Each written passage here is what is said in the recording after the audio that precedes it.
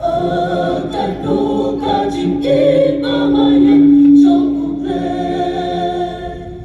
Una aya ukun mamarwe syaberte Bangkelaya Gibril Nakin trijong kapo Bansis pada kadur kalrikna Bangin Jin i jongmu Jin i pemlabatan Ya jin i ba jongtran Jin i jongmu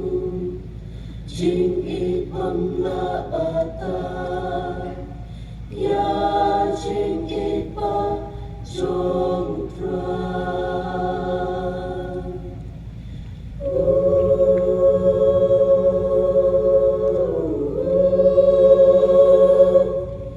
Ya jin i ba jongtran Ganu bakro jin i jongmu Yu ben rew haperten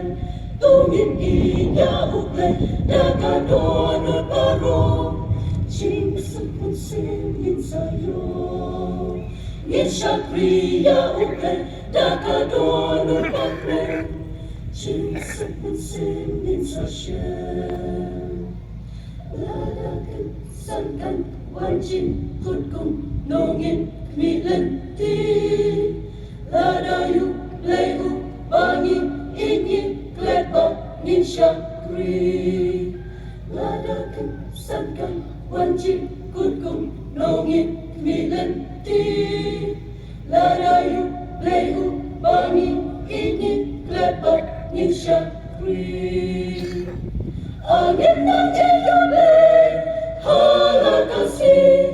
Ngin yai in ya Uble long bangha